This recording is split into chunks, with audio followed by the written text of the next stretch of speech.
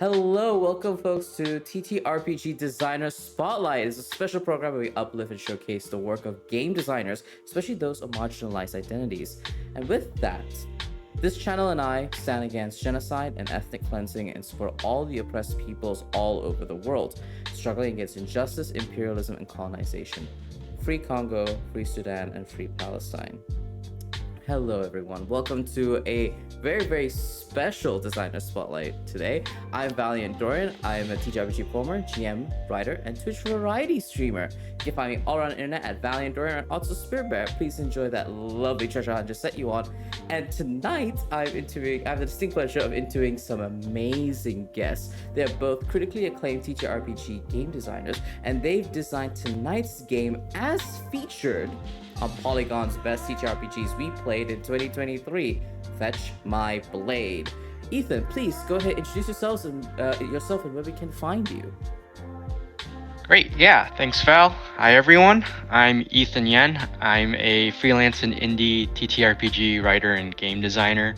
You can find all my social media links on my website. That's just ethanyen.com. I'm on Twitter still, I'm on Blue Sky, and you can find my itch page and my latest portfolio of work.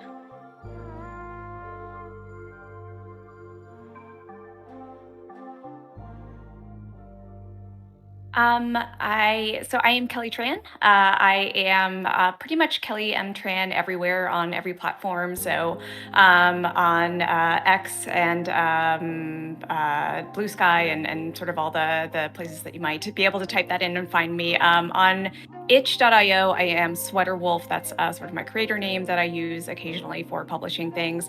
I am a game designer by day. I work at a game studio called Believer, and I am also a game designer by hobby, doing projects like Fetch My Blade. That's the name of our game, Fetch My Blade, and other projects sort of in my free time. So I am always happy to talk about game design and really excited to be here. So thank you so much for having us.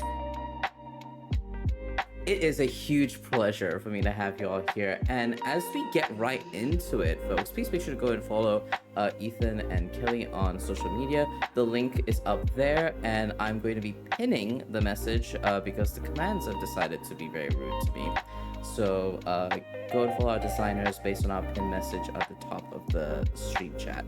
But before we get right into it, folks, Fetch My Blade is a solo journaling role-playing game where you play as the dog of a retired legendary master of the sword, tasked with a quest of your own. Retrieve your master's fabled weapon in time for their final duel. Now, on your quest, you'll explore and uncover your master's guarded past, transforming your character, deepening the bond between yourself and your master, and ultimately influencing the fate of your master at this final duel.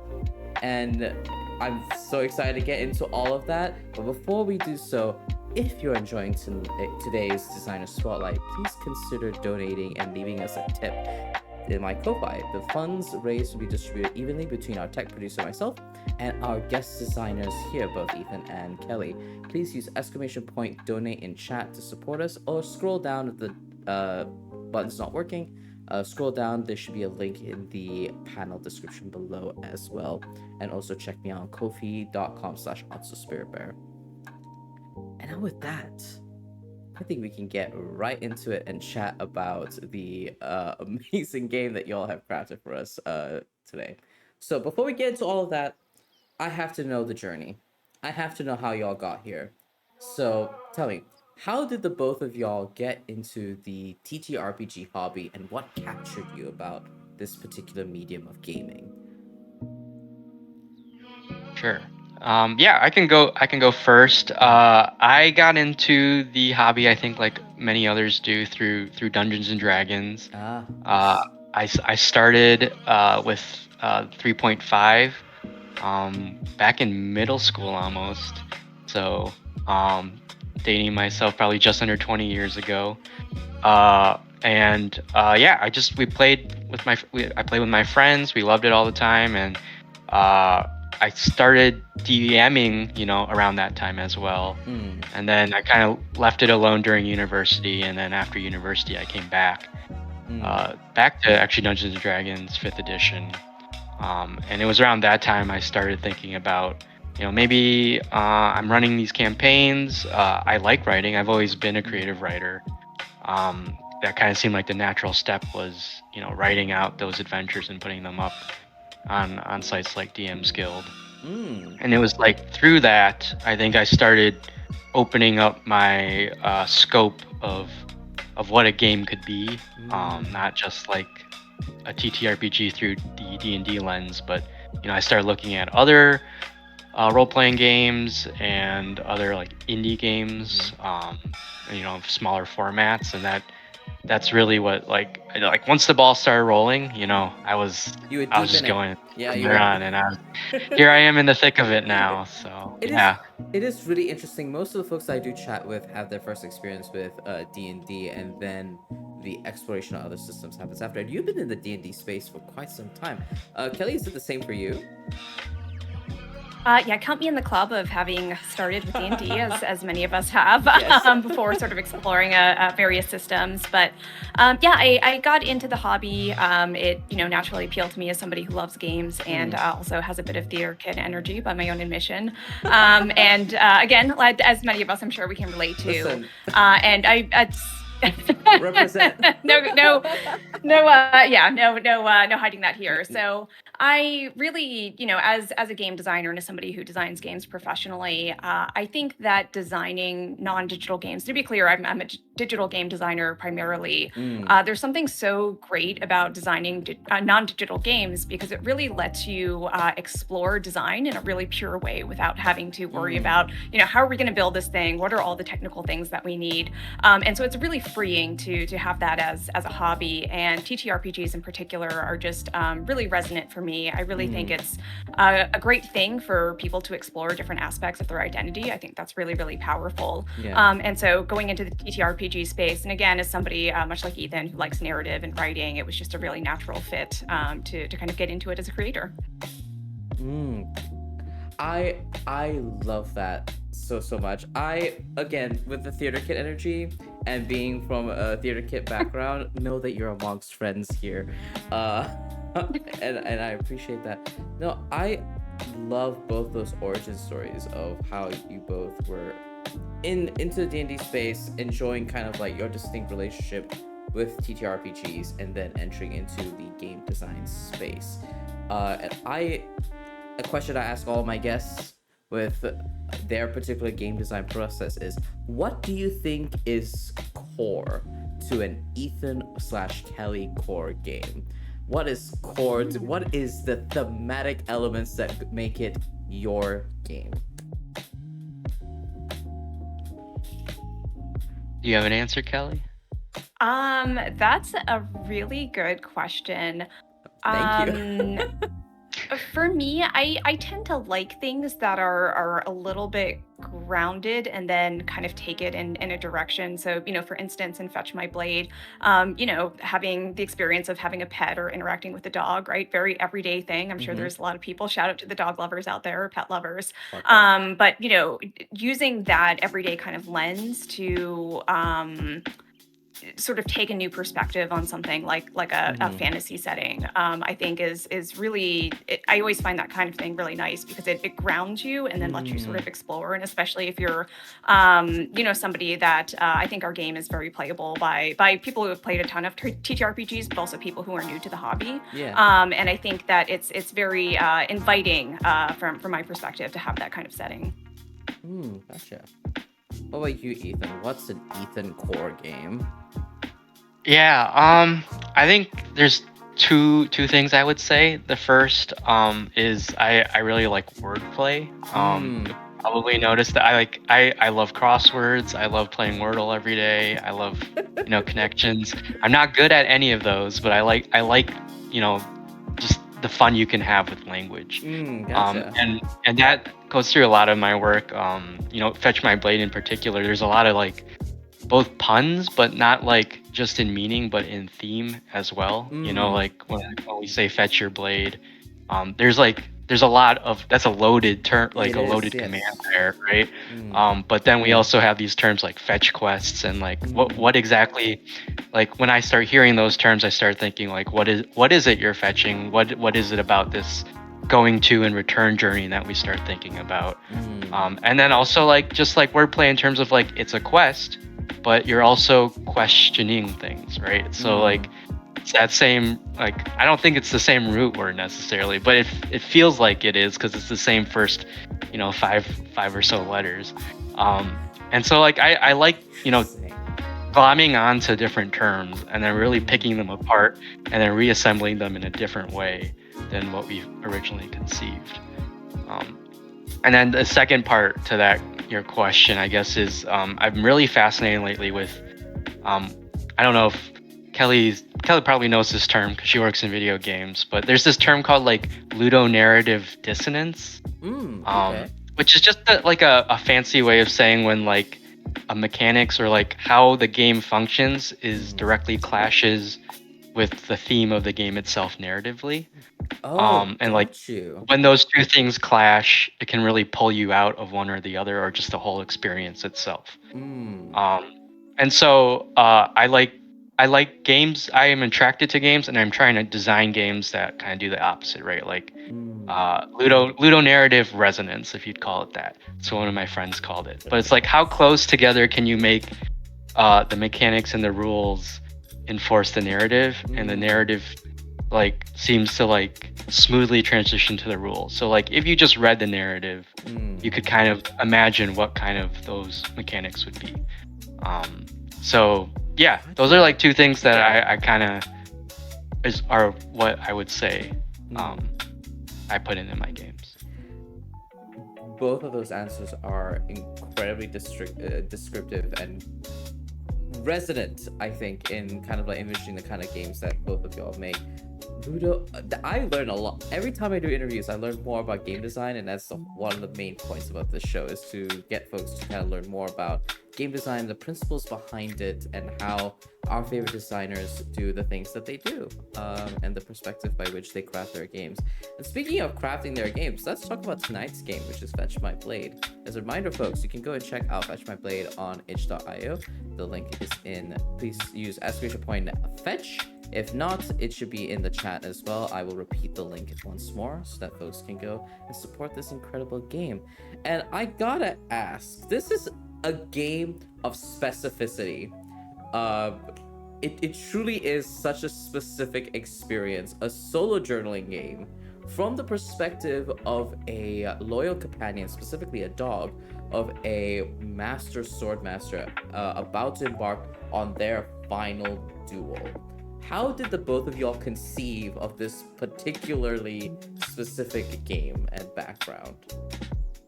I need to just call out how serious Ethan is when he says he loves wordplay. It literally came from the title, where Ethan initiated this project and, just said, hey, I have an idea for a game. It's called Fetch My Blade, and you're a dog. I don't really know what it means, but I like the title. And I was like, I like that title too. That's awesome. And I think Ethan, you asked me if I was a dog person, to which I had a resounding yes.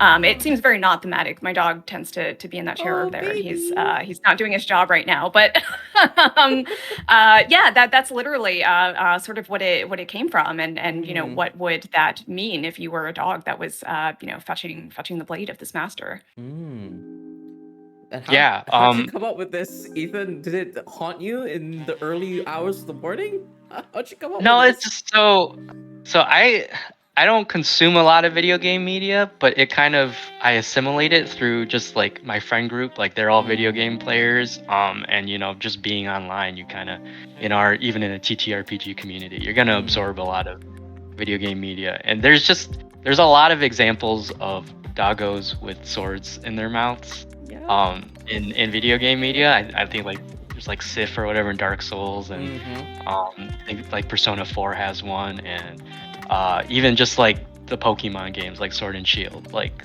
those, like it's a very, I don't know, something about the imagery of a dog with a sword in its mouth kind of thing. It kind of called to me, and so I was like, this seems to be a trend. I did some very surface level research on like why is this imagery showing up everywhere, and there was some articles tying it back to like food dogs in like East Asian or Chinese culture. It's like those lion dogs that tend to like hold objects and things like that. So, yeah, just that imagery I glommed onto, and then like the fact that the blade is in their mouth kind of is like they're fetching something too, and then I was like this is like a good like order of words, and I like the sound of it, and I'm like this needs to be a game somehow. And yeah, Kelly and I met at Big Bad Con 2022, right? And yeah, I think we just connected, and I was like, yeah, I'm gonna work best when I'm working with someone else just as invested in this as I am. And Kelly was definitely excited from day one, and here we are. I love that. I mean, I usually speak to solo designers, so it's been such a treat to be able to discuss like game design from like both perspectives of a duo that's both worked on the same game. So I'm very, very pleased to have both of y'all on for this afternoon for y'all. So let's talk about Fetch My Blade and the fact that you're an incredible strong image of a doggo with a sword in his mouth. This is a solo journaling game, and I am very, very curious as to the choice to make this game into a solo journaling game from the perspective of a dog. And a lot of the main thematic choices for the audience out there, a lot of the main thematic choices and storytelling within this particular game is about the journey of this dog finding out the kind of backdrop between your master and the stranger that they're about to duel, and questioning / unquestioning the truths that you understand of your master about what makes them who they are, and deepening your relationship therein. And I'm very, very curious as to why a solo journey medium, because I could imagine this being a like solo gaming experience where you like roll dice of some sort, but I'm very, very curious as to why a solo journaling game. Sure. I think like one, like you mentioned before in your previous question, Val, like this is a very specific experience that we're offering. And I think a solo game helps. Like a lot of smaller solo games are those specific experiences that they want to offer. Gotcha. And I think that seemed like a natural fit there. As to why we made it a journaling game versus something that would feel like perhaps more like a tactical game or like a puzzle game or something like that. I think the themes that we were trying to go for here, when we're approaching it from a solo game was we wanted to be more reflective on the experience, right? You being a dog brings up a lot of different tropes, Yes. One of like loyalty is a big theme that goes throughout this entire game.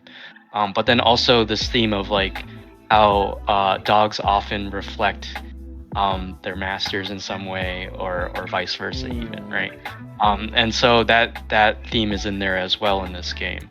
And it just seemed like if that's kind of what we want to focus on, the journaling experience and the reflective nature is what we want to bring forward, and less of the like you're a dog with a sword doing cool sword combat tricks or something like that. Gotcha. I don't know, Kelly, if you have anything else to add there. Yeah, I would say one of the things about this game is the story that you have from playing it is the story of this dog going on a journey. But the story that you're really constructing is the story of your master and understanding who this person is. Yes. And one of the things that we talked about early on was as you're discovering, truly who this person who you as a dog think the world of. They might have some things that, maybe are not so great about them, or they just might have things in their past that you didn't understand. It was this idea of having a loyalty mechanic and having your loyalty sort of waver to your master depending on what you learned about them. And the more we talked about it, the more we talked about, well, the thing that people really like about dogs is that they're unwaveringly loyal, unconditionally so. And to talk about, touch on the theme of ludonarrative dissonance that Ethan brought up, there's also a very related idea of player fantasy, which is what you're doing in the game related to the fantasy of who you are and what you're doing in this world. And so, it made sense that the dog is just going to not change in their loyalty and their opinion of the person, but to enrich their understanding of who they are. And that sort of getting to know somebody and getting to understand them in not a surface sort of way, but in a true, like, this is this person, flaws and all. Yes. I feel lends itself very well to that sort of journaling and introspective experience. That's the perfect segue, I think, for us to talk about that particular theme and that particular mechanic here in Fetch My Blade. And it is I love those insightful answers of the joy of reflective mediums for gaming and how that can how that can enrich your experience in gaming certain games.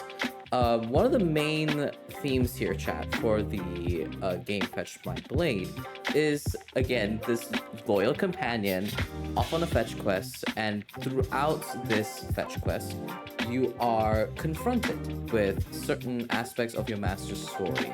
And depending on how the dice rolls, which we use a d6 system here, depending on how the dice rolls determines whether your truths are questioned or unquestioned, and the truths are the things that you know of your master. And I do want to talk about that idea, that theme, and that choice to make a game about questioning truths that doesn't inherently, the results of which do not inherently subvert itself, I suppose. A lot of the ways that you have written the questioning truth section of this game talks more about adding rather than taking away from the truth, which I found very, very interesting. It is not typical of a lot of games that center something about like a loyalty feature, right? Usually it's someone approves or disapproves that impacts your relationship with them completely, right? That impacts how you're able to interact with them from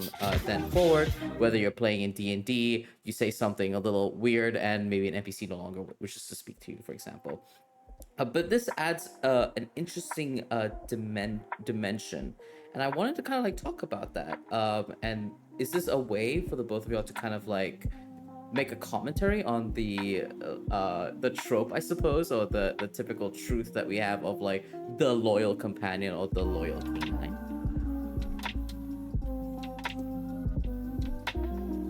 Yeah, I would say yeah, but I was probably more unconscious than consciously. At least for me it was. I think like Kelly mentioned, like this theme of like an unwavering companion, right? Someone that has complete faith in you is a powerful concept in and of itself, right?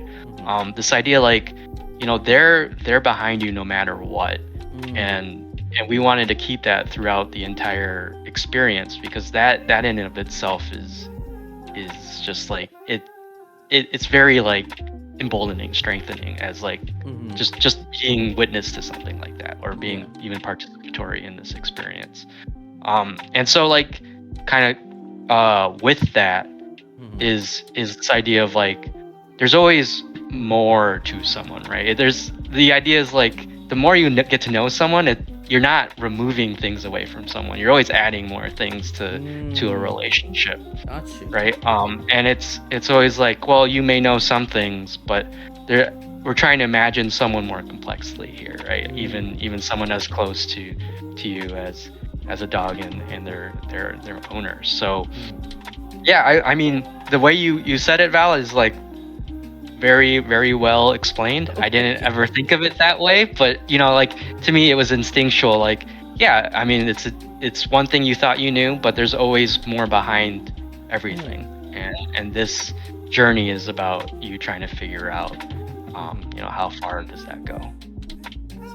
Yeah, I was literally just sitting here thinking, wow, what an insightful read on that. I hadn't quite thought about it that way either. So I think that's, again, it's a really great insight, and something I think that probably I would agree, did sort of subconsciously.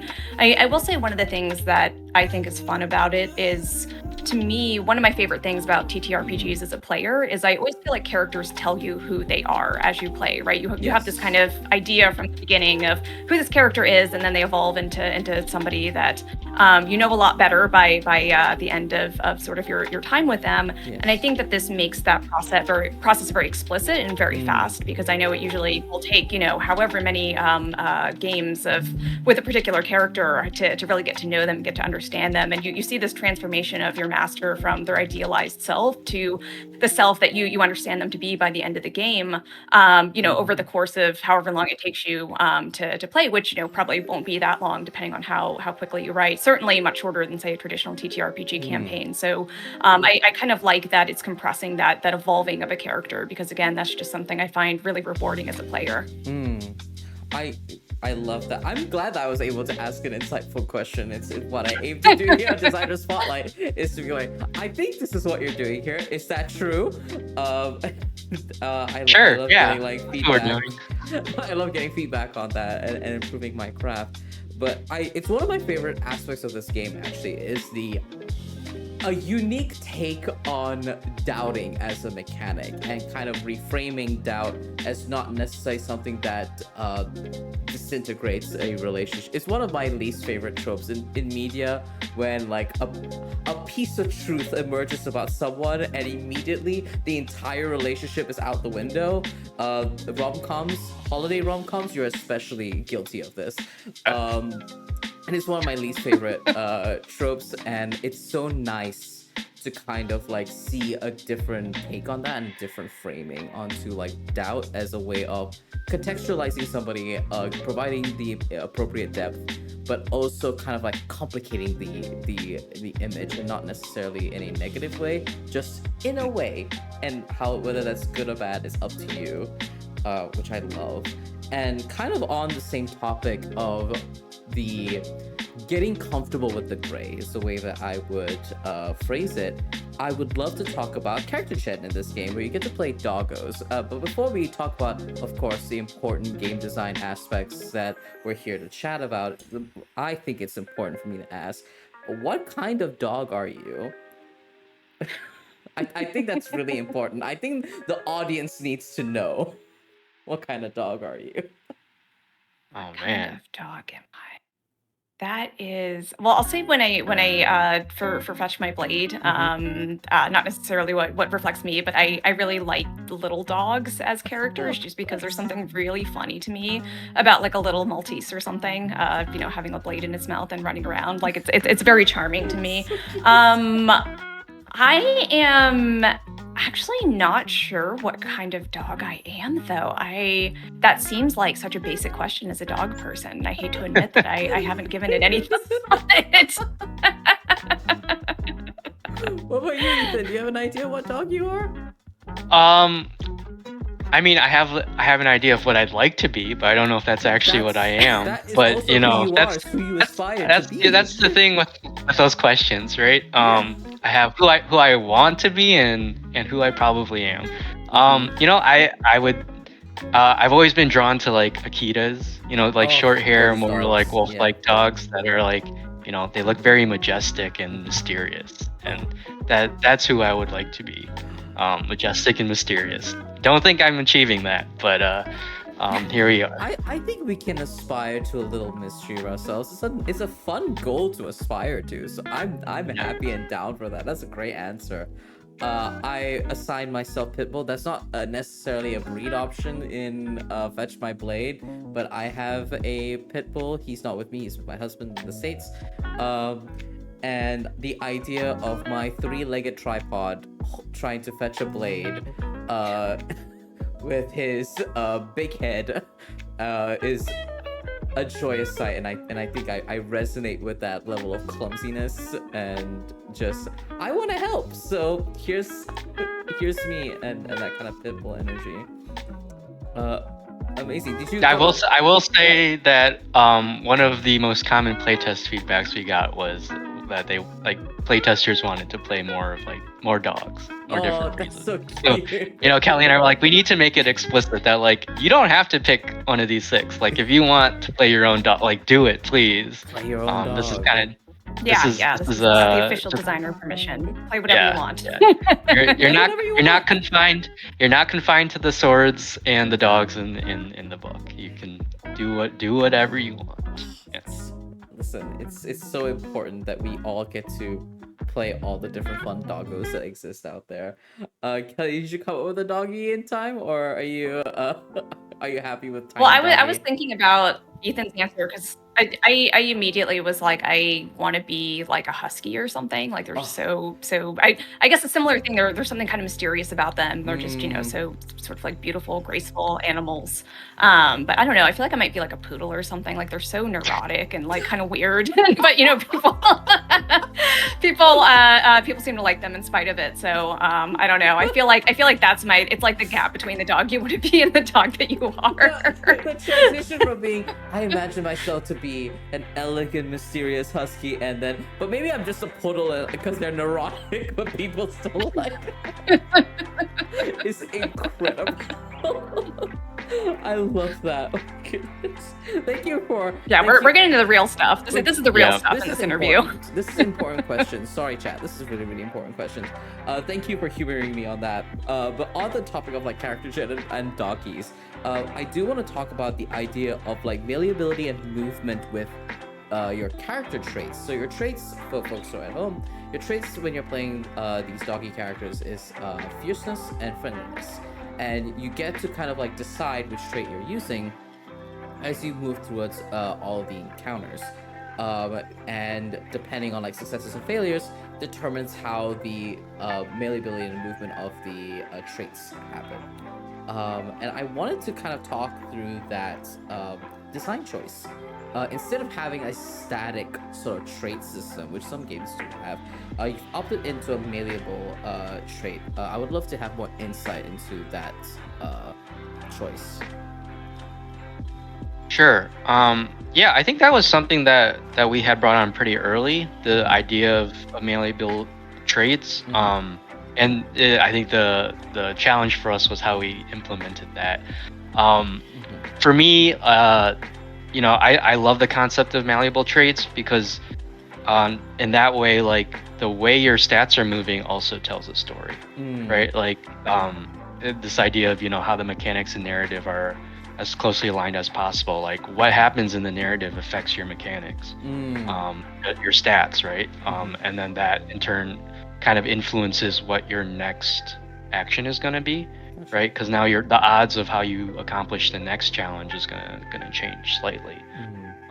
So I think for me that was always something that I wanted to put in there. That's a concept that I've always been fascinated with games. And then the second point I want to bring up is going back to how like dogs and their owners often like reflect each other in personality or even in looks. It's that idea of like, you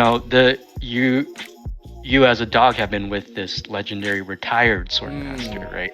Yes. So retired meaning like they don't do what they were doing before.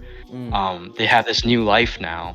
And then a swordmaster, like as romantic as that term sounds, like that's a very violent profession, right? There's like we mentioned it in the book, right? There's a lot of violence that could be inherent in the history of someone that's a master of the sword.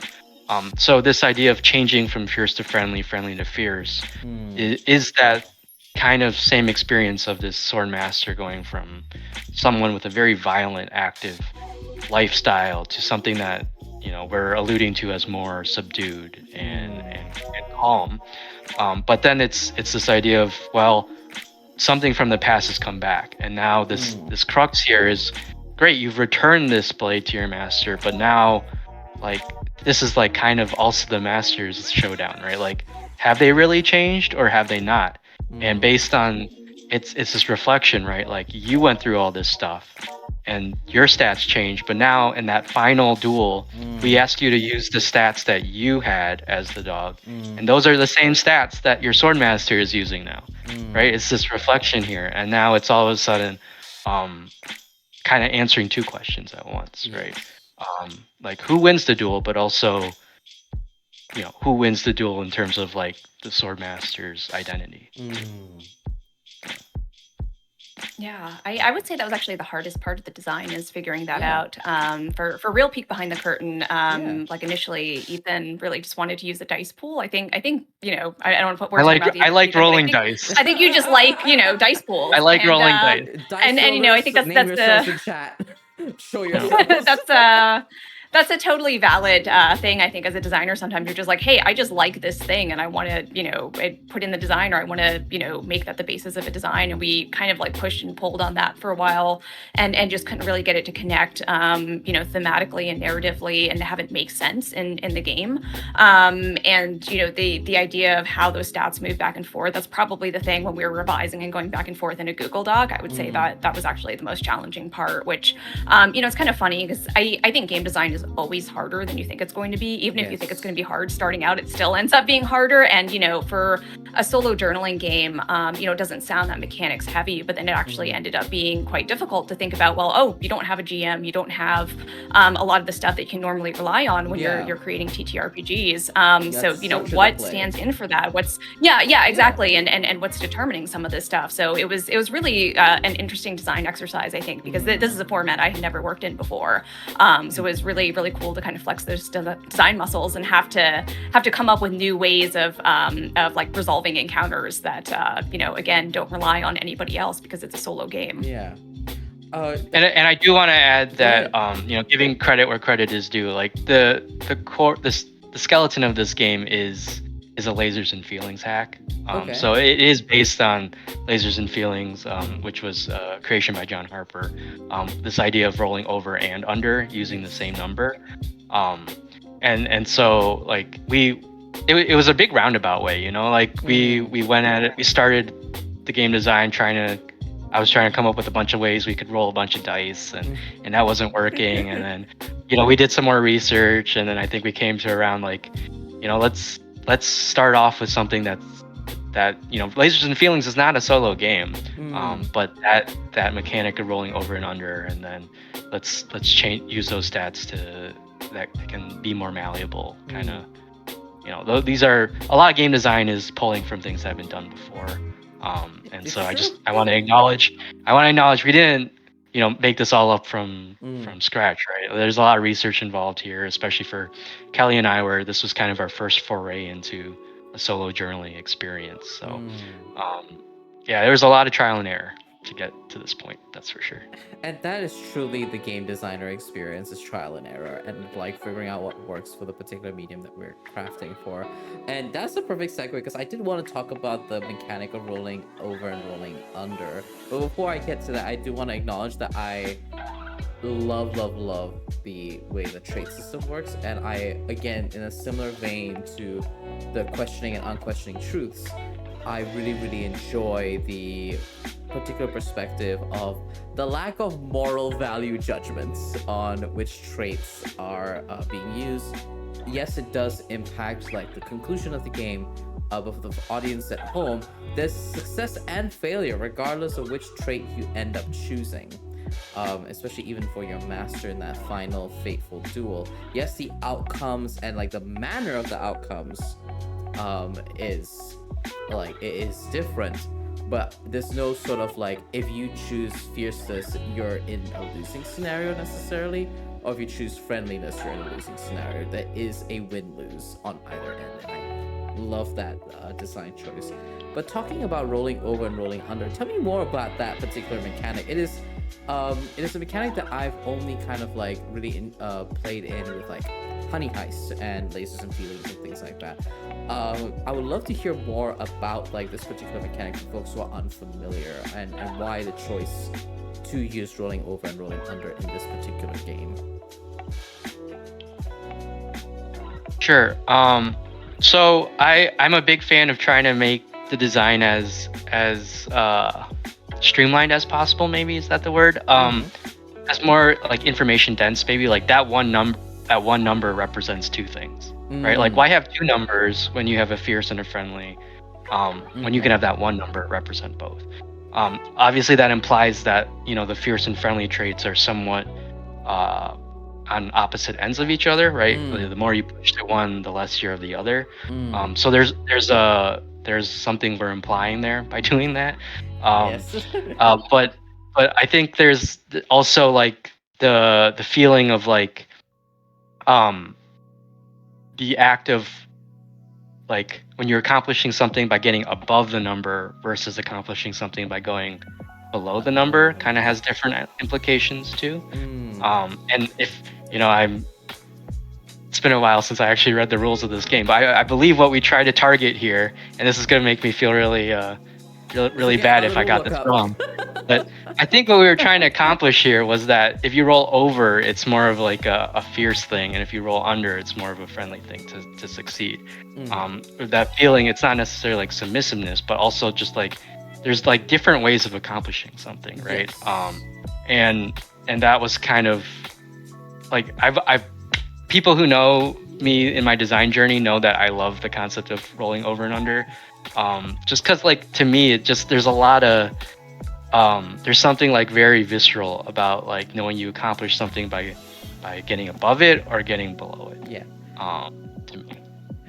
I love that. I do want to acknowledge that when you roll for the for whatever encounters that you are a part of, there is an impact to kind of like if none of your dice succeed, if one of your dice succeeds, and if you roll your number exactly.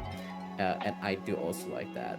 But like I can see now the like, oh, we're having results impactful regardless of the outcome. Is that we're still these results are meaningful. It's not just you succeed and you move forward. Kelly, what are your thoughts on like rolling over and rolling under as a particular mechanic? Yeah, there's an elegance to it that I really like. So I first fell in love with this mechanic. There's a game I worked on called Imposters in Chrome, which is about being a robot with imposter syndrome.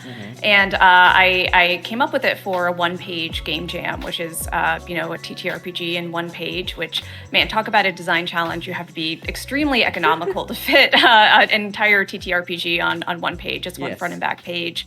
And so I was looking for really streamlined systems out there, which again, props to John Harper for this is also very much a lasers and feelings hack, even more directly so than Fetch My Blade, and just realizing that I could essentially fit all this dense information into like a single die roll and a single sort of continuum of stats.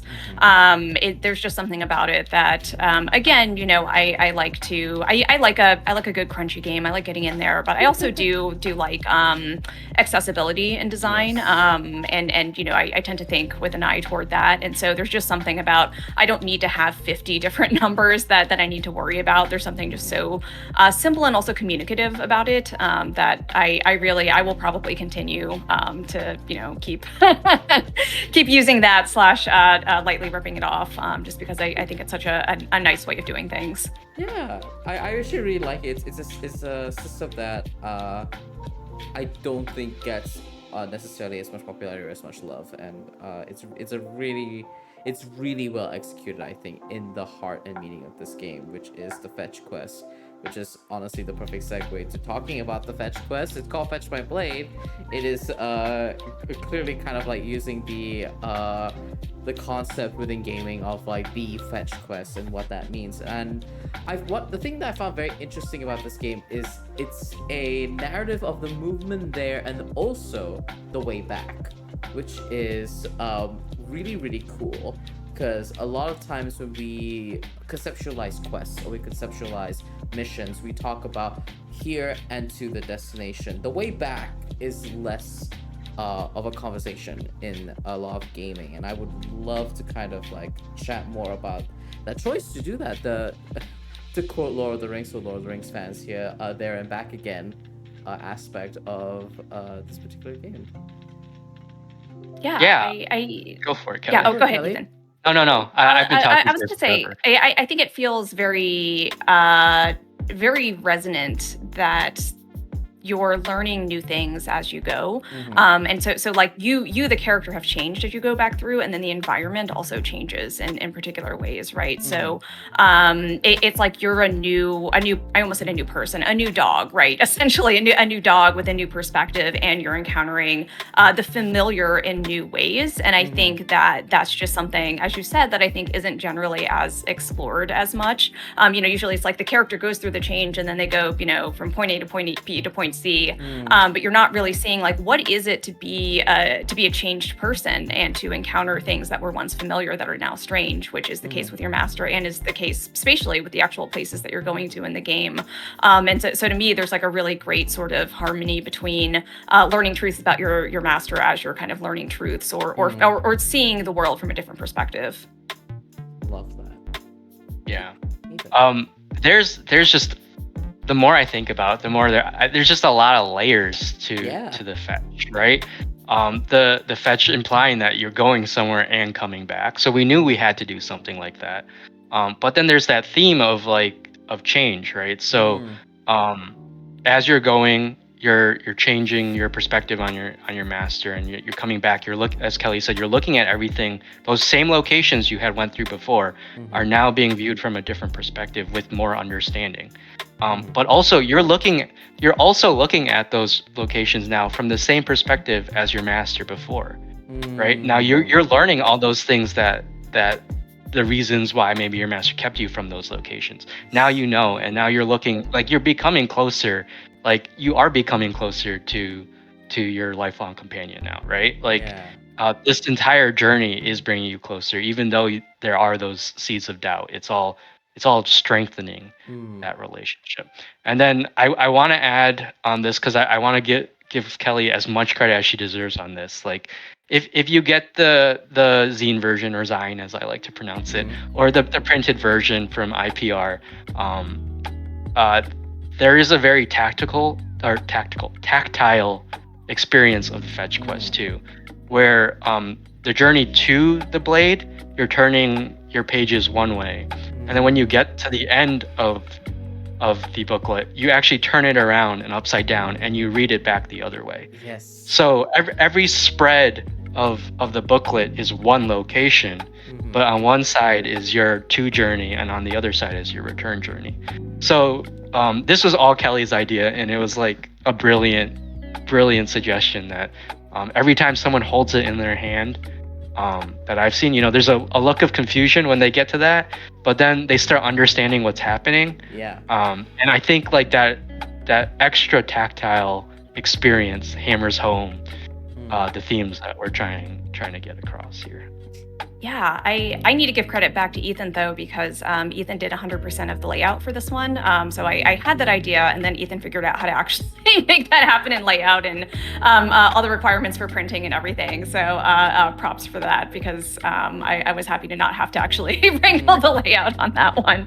I have a lot of respect for people who do layout. It's one of those things I can do, but I think is very, very difficult. So yeah, thanks Ethan for making that actually Thanks to happen. both of y'all for making this really, really cool and incredible game. I was truly gobsmacked, like reading and analyzing this game as we going through it in preparation for this interview, and I also particularly want to like hammer home the idea of like we're really subverting a lot of the cultural aspects of what is the the significance of the fetch quest, right? In gamer speak, a lot of the times the fetch quest is typically relegated into yes, yet another task I do for a nondescript NPC, and I get maybe a nice thing out of it. But providing a pretty like momentous gravitas to the fetch quest is a really, really impactful choice to be making, especially in a solo journaling game where a lot of these aspects are of gameplay of the narrative come from the player's own kind of self-reflection of how they wish the narrative to like ebb and flow. And I'm saying all this just to say I think it's very clever, and I read that and I thought this is very, very clever, making me reflect on how I felt about fetch quests, and maybe I should be nicer to the NPCs that I'm doing fetch quests for. Amazing, folks. With that, we've got about like 7 minutes before we kind of like wrap up the stream over here. And I do want to talk about, in particular, let's talk about the conclusion of this game. We're talking about the points of the journey. You've moved between all of these different places. These are sites of which your master has potentially kept you away from, hidden some truths from you, and you emerge out of this a changed dog with changed perspectives. And at the end of the line, your choices in the game impact the way your master chooses to approach their duel. And I wanted to kind of like chat through specifically the scenario itself. Because the narrative driving point of this game is the idea of there's a stranger who emerges, and a duel happens. And I wanted to ask y'all about the inspiration behind that particular like narrative and storyline.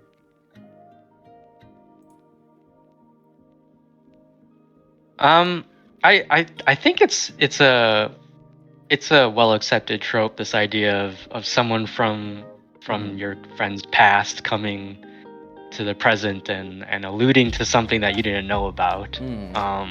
It's a very narrative rich premise, I think. And so yeah, I guess I'm trying to I don't know what was the heart of your question, Val? I'm sorry. The heart of the question was just the inspiration behind that particular. The inspiration for it, yeah. I don't know. I like the premise. I think it's been done before. You know, it's been done before. Kelly, I don't know. Do you have any personal connection to the premise? You know, I think it's you know, that's really the inciting event of like, you could probably just be like a happy dog with your happily retired master if it's not for this sort of external event that happens. I will say, I think one thing that I enjoy is that, you know, but going back to what you brought up, Val, about the idea of the fetch quest, you know, typically in, say, a video game, a fetch quest, you're doing it nominally for the NPC, but you're really doing it for yourself, right? You're doing it because they're going to give you something, or you're going to get XP or something. So you're not actually doing it to serve somebody. Whereas in Fetch My Blade, it's like you don't come back and you're like a level 2 dog now because you did it, right? It's not really about you. It's about you know, the service to your master of helping them with this one presumably last battle. And so the outcome, you know, isn't like, what kind of dog are you? It's like, you know, how in your quest have you served your master, and have you enabled them to win this duel or not, you know, and you don't have total control over that, right? There's dice rolling in there, but you know, it's everything you're doing is in service to this master, and not in service to yourself as a dog, which I think to me again is very thematically resonant in terms of you know, what a dog's purpose is. Yeah, actually that's damn, like that is something that I had not like thought as deeply enough in terms of this game, of the fact that a lot of fetch quests is usually typically player driven and player incentivized, right? The incentives are for y'all to level up or gain something out of an NPC or out of the narrative.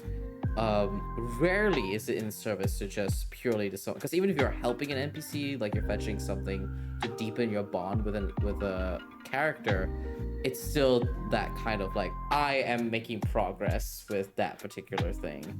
And having something about wholeheartedly serving someone else's needs, and still having that scenario of things being out of your control, like I mentioned to the audience before, folks, the game, regardless of which trait that you use, there's still a dice rolling mechanic that determines the conclusion of the game, and the conclusion determines whether your master wins or loses the duel, but also the manner in which they win or lose the duel, whether through fierceness or through friendliness, and both hurt. Losing in both those circumstances still hurts the same way. I read through it and I was like, ow. I'm gonna play this game and I hope I don't roll badly, because that would be so sad and I'll be very upset for this dog. And that's just so cool. I love that. And with that, we've got about 3 minutes left, which I think is the perfect time for us to kind of like bring a lot of the discussion to the close. Is there anything else you'd like to talk about in terms of like Fetch Your Blade that you think is particularly important that you'd like the audience to know before we wrap up and tell everyone how to support you and find you? I would just re-emphasize, this is our official creator permission to have the experience you want to have with it. If you want to play whatever kind of dog you want, if you want to, Val, use your tripod dog, anything you want. If you want to, you know, be a cat and totally subvert all of our design intent, you know, go ahead. Feel free. It's your experience. You have permission. Enjoy your sort of storytelling. There is a world out there where this game can be played as a Pokemon AU. I think. Like, I think it could be done. I think it can be done. And I'm a strong supporter of solo games don't have to be played solo. I talk with my friends, Taylor and Lila, and we're like, we're gonna play Fetch My Blade Cerberus edition. Just three-headed dog. We're gonna play Oh it my together. goodness. It's gonna be great. It's gonna happen sometime. Oh, Yeah. that's really cool. That's really I neat. I do want to add just logistics. Right now, the print edition of the game is sold out on IPR, but we just ordered a second print run, so that should be arriving in IPR stock by the end of this month. So if you're itching to get a print version, a nice fancy print version, then you're gonna have to wait a little bit longer. Which I Sorry. recommend, because reading the PDF is wonderful and a wonderful experience. With that, let's wrap up the stream, everybody. Thank you both so much for being a part of Designer Spotlight. It's been such a joy interviewing the both of you and talking about Fetch My Blade. Where can folks find you? How can they support you? And shout out any of your upcoming projects you want folks to pay attention to. Kelly, why don't you start us off this time? Yeah, again, just Kelly M. Tran on pretty much everything, and Sweater Wolf on itch.io. I am actually just kind of all over the place right now in terms of what I want to work on next. So I don't have anything to promote right now, but just watch the spaces, and I'm sure I will narrow down with like the 50 ideas that I want to work on into what I actually working on next. Mood and relatable. Yeah. Again, I'm Ethan Yen. You can find me at ethanyen.com. That's got the links to all my socials there. I'm this Friday. I'm gonna be part of something called Showcase Zero. So I'm part of the Playtest Zero community, which is organized by Aaron Lim, who was on Designer Spotlight a couple weeks ago. And the showcase is just a couple of us who are part of the community that are going to talk about the games we play tested last year, and kind of the design lessons we learned from that. And I'll be talking about a project that I was working on and off last year, and how that relates to this concept of ludonarrative resonance in resolution mechanics, especially. So, tune into that Friday. It should be Friday. Yeah. That is so cool. I'm keeping my eyes peeled for that. And thank you both so much. Congratulations on selling out with the amazing game Fetch My Blade. It's been an honor to have you both here. And folks, do not touch that dial. We're going to be rating someone amazing, no doubt. But to conclude, hello everyone, I'm Valiant Dorian. I use he, him, his pronouns. You can find me all on the internet at Valiant Dorian or at Otso SpiritBear. Please enjoy that lovely treasure I just set you on. And I run this. If you're a designer that's interested in checking out and having your game talked about here in this space, please use exclamation point Spotlight to get our Google form and sign in. I'd love to chat with y'all and talk more about your design choices in your game. Before we wrap up, just to promote some of the stuff that I've got, Arc 2 of Transplaner's Chaos Protocol is out. Everything hurts. You love grief? Come and check us out. I play the misbeloved twin brother of the Chosen One, Sayir. Go and check us out on Transplaner RPG Saturdays at 8 p.m. Eastern. And The Beast Within, my first ever TTRPG, reminiscent of 80s and 90s grudge fighting games where you play werbeasts. Our quick start guide is coming out next month. So please keep an eye out for my itch.io page to pre-order, and we'll get that game out to you all soon. And again, thank you both for being here. Do not touch that dial, everybody. We're going to be rating somebody amazing. Take care, everyone, and have a great, fantastic rest of the evening. Take care now. Bye-bye. Bye. Thank you.